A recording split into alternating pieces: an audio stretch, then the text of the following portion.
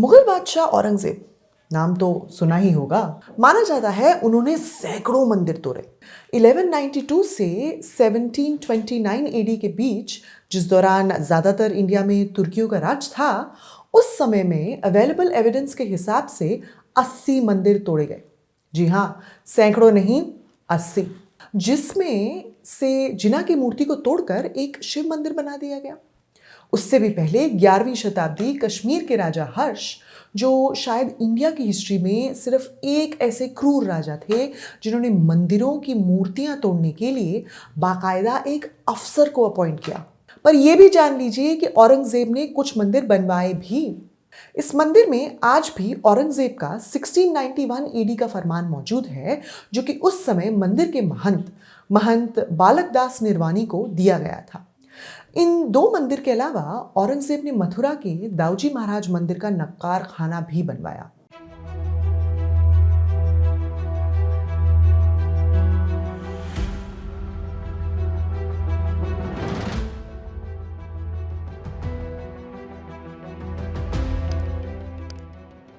Hello hello और नमस्कार, मैं हूं डॉक्टर रुचिका शर्मा। मैं पेशे से एक इतिहासकार हूं और इतिहास की टीचर भी हूं। और ये है हिस्ट्री क्लिनिक। हिस्ट्री क्लिनिक में हम इतिहास के नाम पर फैलाए गए झूठ का जमकर इलाज करेंगे। और आज हम इलाज करेंगे इस झूठ का कि औरंगजेब ने कोई मंदिर बनवाए ही नहीं। मुगल बादशाह औरंगजेब नाम तो सुना ही होगा। इंडिया की हिस्ट्री के सबसे बदनाम राजा। उनकी बदनामी का कारण माना जाता है उन्होंने सैकड़ों मंदिर तोड़े।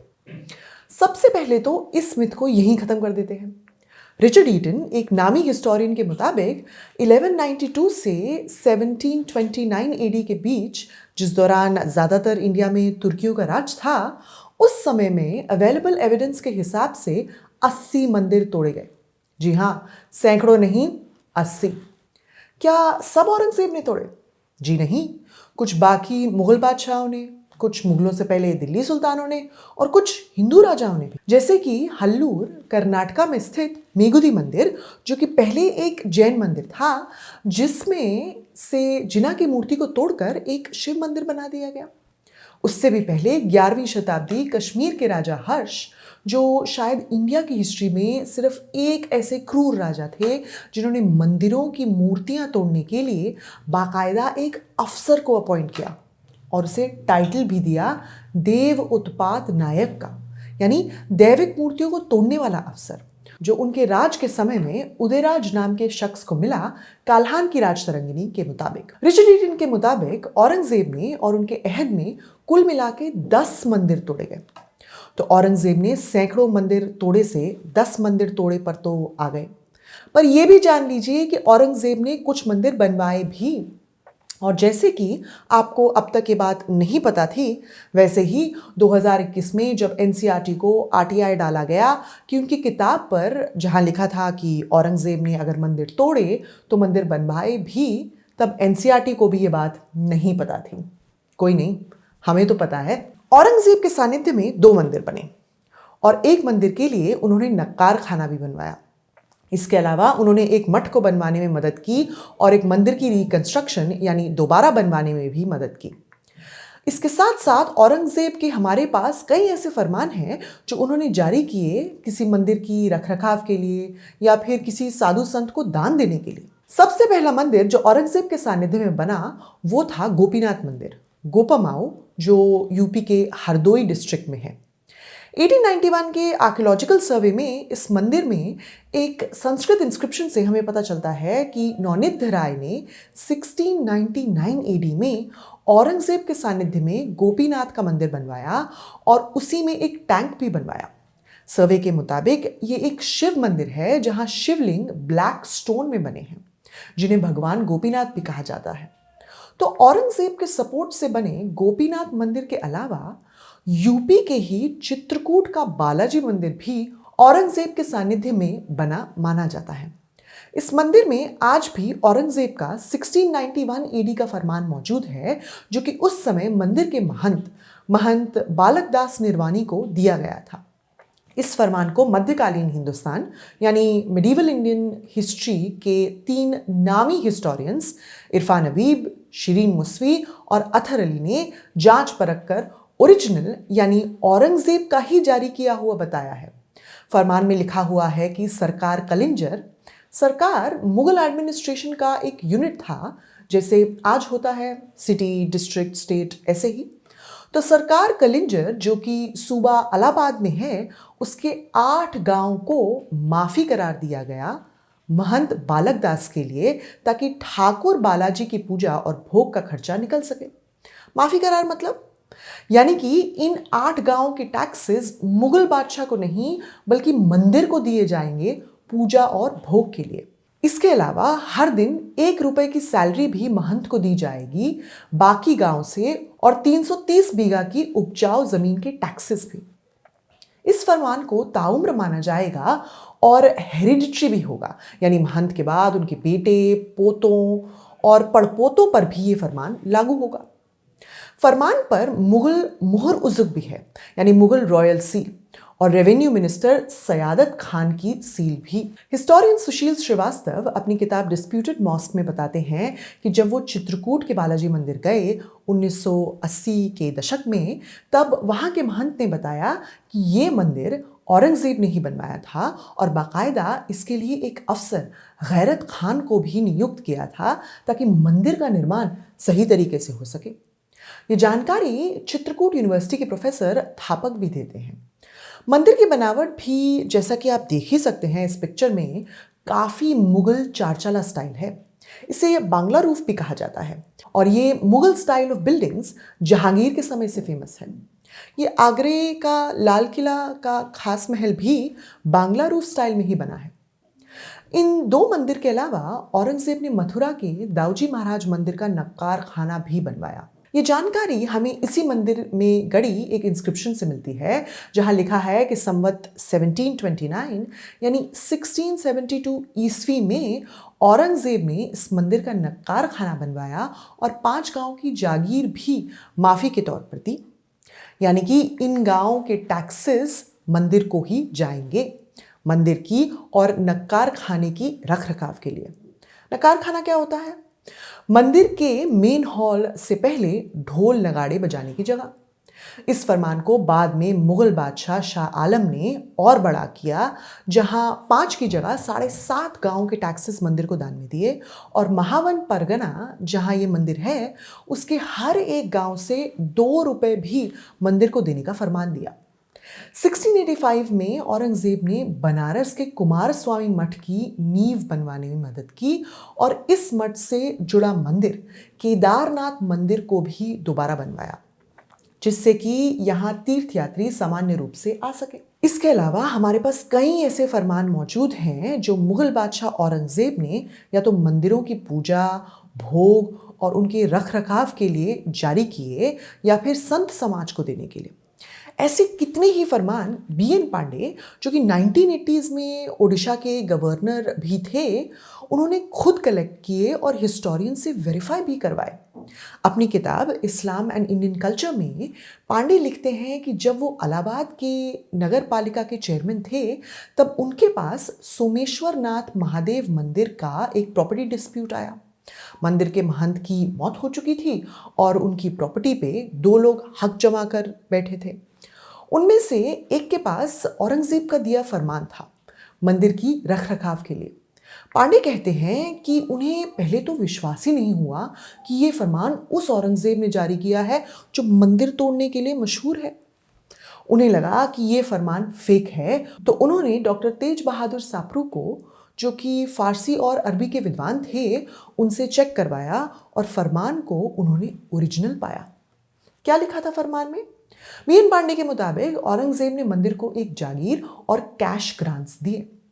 हिस्टोरियन प्रदीप केशरवानी के मुताबिक मंदिर परिसर में मौजूद धर्म दंड यानी एक खंबे पे संस्कृत की एक 15 लाइन की इंस्क्रिप्शन है, जहां लिखा है कि 1674 में औरंगजेब संगम आए, यानी इलाहाबाद के संगम पे आए और मंदिर को ग्रांट्स दिए। बीएन पांडे हमें बताते हैं कि उसके बाद उनकी आंखों में औरंगजेब की छवि काफ़ी बदल गई और उन्होंने दूर दूर से मठों, गुरुद्वारों और मंदिरों को खत भेजे कि अगर उनके पास भी औरंगजेब के जारी किए हुए फरमान हो तो उन्हें भेजें। और उन्हें काफी सारे फरमान हासिल हुए। सबसे फेमस फरमान है उज्जैन के महाकालेश्वर मंदिर के, जो औरंगजेब के अहद में मालवा के सूबादारों ने जारी किए थे। ये औरंगजेब की बादशाहत के 7वें से लेकर 48वें साल के बीच इशू हुए कई फरमान हैं जो कि महाकाल मंदिर से जुड़ी हुई ब्राह्मण फैमिलीज को जारी किए गए।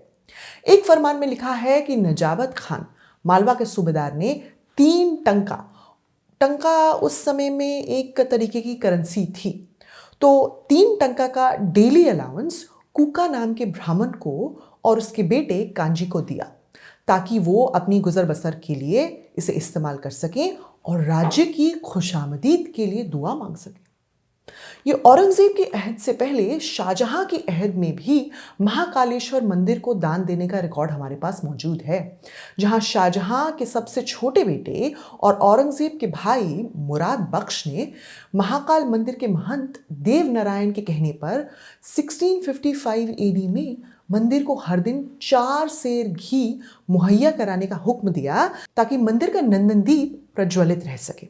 और ये फरमान औरंगजेब ने भी जारी रखा। गुवाहाटी असम के उमानंद मंदिर के पुजारी सौदामन ब्राह्मण और उनके बेटे को भी औरंगजेब ने दान दिए 1667 एडी में।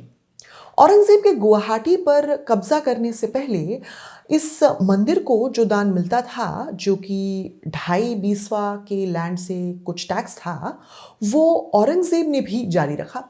मुगल बादशाह का फरमान 2.5 बीसवा का लैंड से ₹20 का कैश ग्रांट ताउम्र सौदामन ब्राह्मण और उनके बेटे को देता है, ताकि वो अपनी गुजर कर सकें और मंदिर के भोग का प्रबंध भी कर सकें और राज्य की भलाई के लिए दुआ भी कर सकें।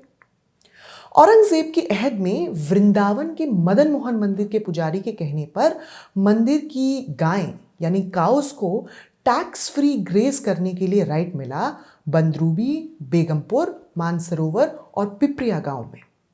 इसके अलावा हिस्टोरियन जे.एस. ग्रेवाल के मुताबिक सिख गुरु हर राय के बेटे राम राय को औरंगजेब ने देहरादून में टैक्स फ्री लैंड ग्रांट भी दिया।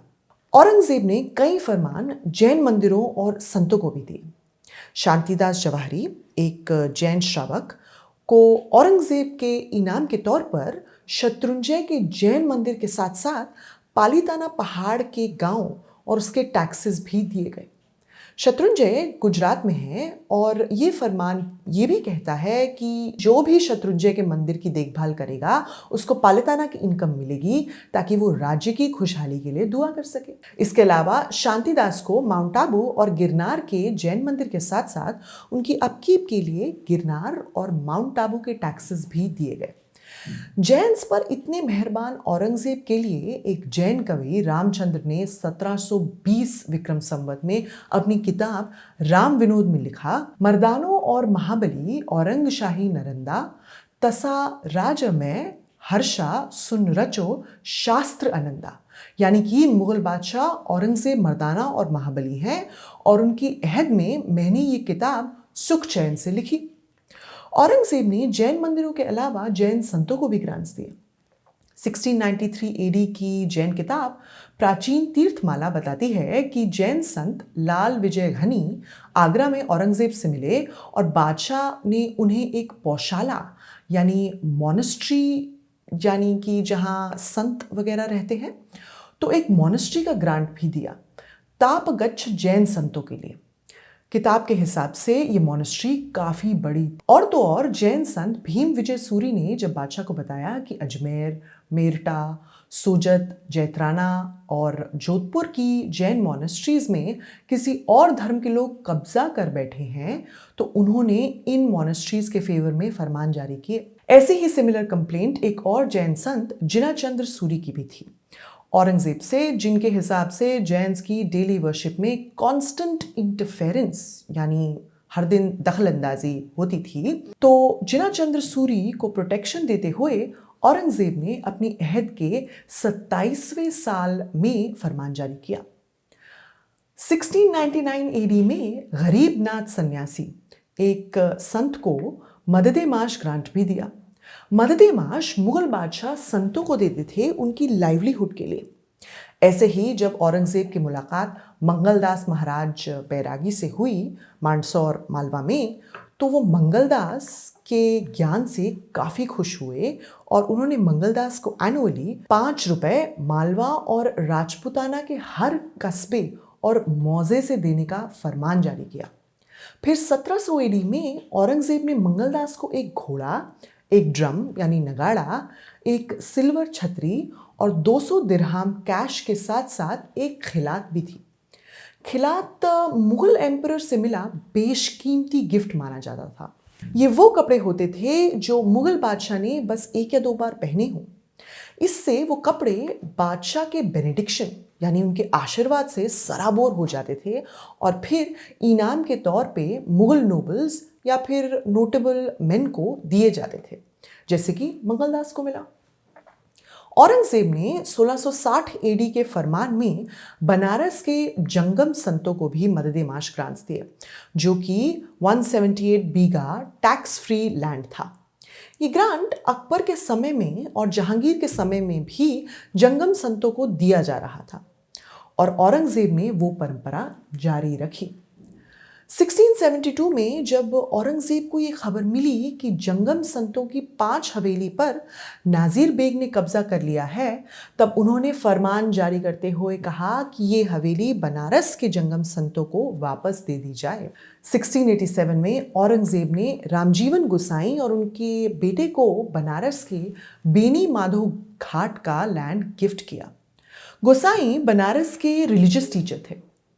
फरमान के मुताबिक इस लैंड पे रामजीवन ब्राह्मणों और फकीरों के लिए घर बनाना चाहते थे। औरंगजेब की पॉलिसीज का अंदाजा हम उनके अहद की लिखी हुई डॉक्यूमेंट से भी जान पाते हैं।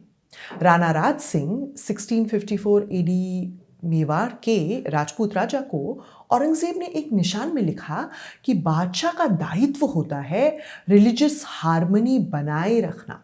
उसी खत में वो कहते हैं कि अगर कोई शासक दैविक संस्थान को तोड़े तो वो निंदनीय है। औरंगजेब के मंदिर तोड़ने का इतिहास तो आम बात है, बल्कि इस इतिहास को अक्सर तोड़ मरोड़ कर बड़ा चढ़ाकर बताया जाता है। लेकिन उसके मंदिर बनाने, मठ बनाने, संतों और मंदिरों को दान देने वाले इतिहास के बारे में शायद ही किसी को कुछ पता है। हर राजा की तरह औरंगजेब की भी कुछ नीतियां बुरी थी और कुछ अच्छी, और जैसे हम हर राजा की अच्छी बुरी दोनों नीतियों को इतिहास में एनालाइज करते हैं, वैसे हम औरंगजेब के साथ क्यों नहीं करते? औरंगजेब के सिर्फ मंदिर तोड़ने के इतिहास को बताना औरंगजेब के इतिहास को अधूरा रखना होगा, और इस एपिसोड में उनके मंदिर बनवाने और दान देने के इतिहास को लेकर औरंगजेब के अधूरे इतिहास को पूरी करने की कोशिश थी। आपको ये एपिसोड कैसा लगा कमेंट सेक्शन में ज़रूर बताइएगा, और अगर पसंद आया हो तो लाइक और शेयर भी ज़रूर कीजिएगा।